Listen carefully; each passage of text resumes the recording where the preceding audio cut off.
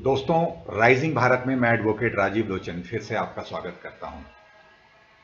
आज मैं जिस विषय को लेकर आपके सामने उपस्थित हुआ हूं वो है फिर से क्या रशिया और यूक्रेन के बीच जो लड़ाई हो रही है ये एक फिक्स मैच है अमेरिका और रशिया के बीच। आइए इस पूरे जो युद्ध की जो क्रोनोलॉजी है उसको समझने की कोशिश करते हैं। जैसा कि अभी कुछ दिन पहले ये खबर आ रही थी कि रशिया और अमेरिका ने इस युद्ध को अपने आर्म्स के लिए एक एग्जीबिशन ग्राउंड की तरह इस्तेमाल कर रहे हैं। अमेरिका भी अपने आधुनिक अस्त्रों का इस्तेमाल कर रहा है या सपोर्ट दे रहा है। जिस तरीके से जो है वो डायरेक्ट नहीं आ रहे हैं, लेकिन जहां तक कि कुछ खबरें आ रही हैं कि अमेरिकन आर्मी जो है, अमेरिकन जो फोर्सेस हैं वो यूक्रेनियन फोर्सेस को ट्रेन कर रही है, और यह ओपन बात है, नंबर वन। दूसरा, उनको लॉजिस्टिक सपोर्ट दे रही है, उनको सेम टाइम सैटेलाइट सपोर्ट दे रही है। और कॉन्ट्रारी टू दैट दूसरी तरफ जो है रशियन फोर्सेस जो हैं वो फुल पेस के साथ जो है उनके अगेंस्ट लड़ाई कर रहे हैं। अब सवाल यहां पैदा होता है कि रशिया के लिए भी एक बहुत लंबे समय तक रशिया कोई डायरेक्ट वॉर में इन्वॉल्व नहीं था, अराउंड अगर देखा जाए तो पिछले 25-30 साल में। तो ऐसी स्थिति में जो रशिया ने भी अपनी पूरी जो उनके वेरियस काइंड ऑफ मिसाइल्स हैं या आर्म्स हैं या डिफेंस सिस्टम है, तो उसके प्रदर्शनी का एक पूरा का पूरा उसे बैटल ग्राउंड मिलता है जहां पे वो long range, short range, all kind of missiles, helicopters का इस्तेमाल करके जो है और इस युद्ध में जो है वो पूरा पार्टिसिपेट कर रहे हैं। लेकिन सवाल यहां ये पैदा होता है कि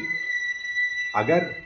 इस मैच को, जैसे इस वॉर को, जैसे पहले तो मैच फिक्स होती थी, अब ये वॉर भी क्या फिक्स है, इसके बारे में अगर आप सोचेंगे तो आपको लगेगा कि इस वॉर से जो मेजर गेनर कौन है, हु इज मेकिंग मनी, कौन ज्यादा गेन कर रहा है, किसको फायदा हो रहा है और किसको नुकसान हो रहा है। तो अगर आप देखेंगे कि जैसा मैंने पहले भी एक दो बार विश्लेषण में कहा कि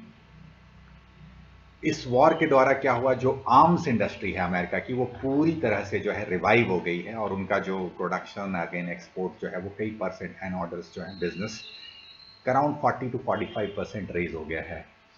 ऑन द अदर हैंड अगर रशिया के पॉइंट ऑफ व्यू से देखें तो उनकी जो ऑयल एक्सपोर्ट्स हैं वो उसका काफ़ी ज़्यादा, जो उनका जो रेवेन्यू है वो भी एक बहुत रिमार्केबल परसेंटेज तक बढ़ गया है।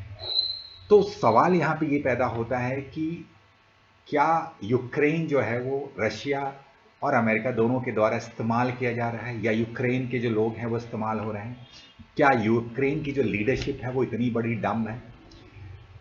क्योंकि अगर आज इसको इसको अगर मैं कोरैबोरेट करना चाहूँगा, जैसे आपको लगेगा कि क्या मैं लॉजिकल बात कर रहा हूँ, तो आज मैं एक छोटी सी जो पिछले 2 दिन की डेवलपमेंट है कि जेलेंस्की ने करीब करीब जो है 8 से 10 शर्तें रखी है पुतिन के सामने कि वो युद्ध रोकने की क्या क्या शर्तें हैं। क्या जेलेंस्की युद्ध रोक सकते हैं?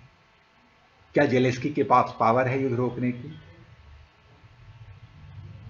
मुझे एक रामधारी सिंह दिनकर जी का जो है, हमारे राष्ट्र कवि हुए हैं, उनकी एक जो है कविता की 2 पंक्तियां याद आ गई है कि क्षमा शोभती उस भुजंग को जिसके पास गरल हो, उसको क्या जो दंत हित विनीत सरल हो। तो सवाल यह है कि क्या जेलेंस्की की यह हालत है कि वो टर्म्स रख सकें पुतिन के सामने,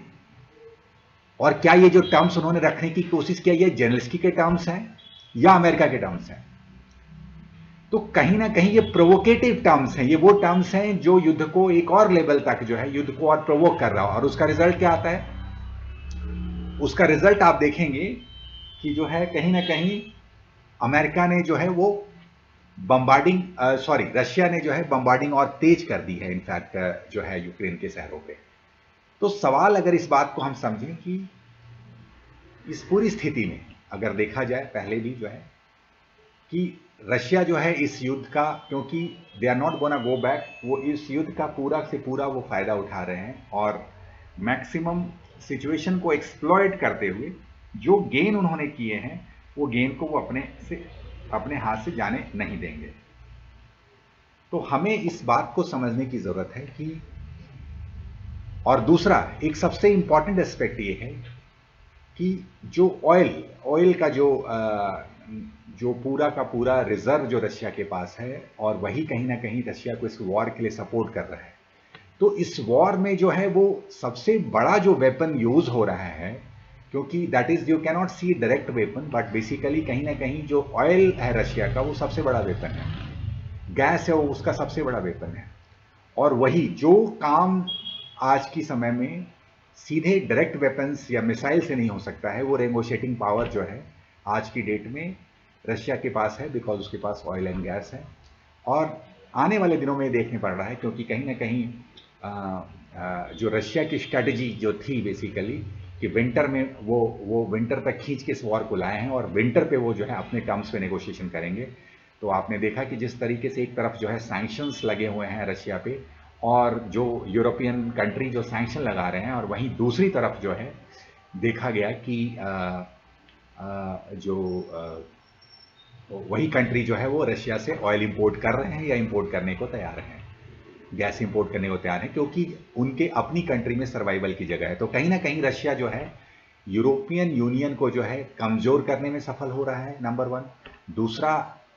इस अपॉर्चुनिटी का फायदा उठाते हुए ग्लोबल ऑर्डर को चेंज करने में सफल हो रहा है। और तीसरी बात जो मैंने कहा कि अमेरिका, क्योंकि अमेरिका इस वॉर को प्रोलॉन्ग करना चाहता है, बिकॉज बहुत शुरू से ही अमेरिका की स्ट्रेटजी आ रही थी कि वॉर लंबा चलने वाला है। बाइडन बार बार कह रहे थे कि we are planning for a longer war. तो इसका मतलब यह है क्योंकि जितनी लंबी ये लड़ाई चलेगी तो उतना ज़्यादा जो है वो उनके आर्म्स की डिमांड बढ़ेगी। बहुत सारी कंट्री, स्पेशली यूरोपियन कंट्री में या बहुत सारी कंट्री में एक फियर फैक्टर जनरेट होगा, और जिसकी वजह से उनके आर्म्स के डिमांड बढ़ेंगे। तो ये आर्म इंडस्ट्री रिवाइव होगी। तो सवाल यह है कि कोविड के बाद जो वहाँ की इंडस्ट्री जो है वो एक चैलेंजिंग सिचुएशन में थी, वो रिवाइव हो रही है। तो कहीं ना कहीं देखा जा रहा है कि बेसिकली ये इस तरीके के सिचुएशन क्रिएट कर रहे हैं कि as long as they can move on, और ये अपनी अपनी गेन को, जहाँ तक कि ये डायरेक्ट गेन देखा जाए तो वो रशिया और अमेरिका के लिए है। और ये बहुत अनफॉर्चुनेट है कि एक पूरी कंट्री जो है वो कहीं ना कहीं डिस्ट्रॉय हो रही है, एंड जो वहाँ का लीडरशिप है वो पपेट की तरह जो है, आई डोंट नो किस तरीके से बिहेव कर रहा है, और हज़ारों या इनफैक्ट लाखों लोगों की जिंदगियों के साथ खेलने की कोशिश कर रहा है। तो बॉटम लाइन में जब हम इस चीज़ को देखते हैं तो कहीं ना कहीं आपको लगेगा कि जो मैंने सबसे पहले ये रेज किया था कि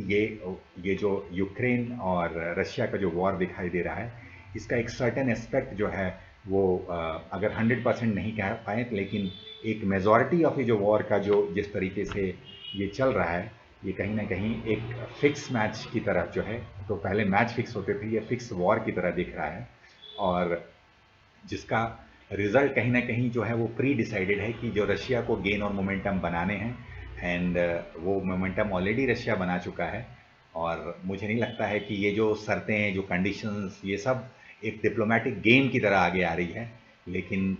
जो रियल रिजल्ट है वो अमेरिका और रशिया की लीडरशिप को पता है कि कब हमें फाइनल रिजल्ट पे आना है। अगर आपको मेरा विश्लेषण पसंद आता है तो आप लाइक करें, शेयर करें। धन्यवाद।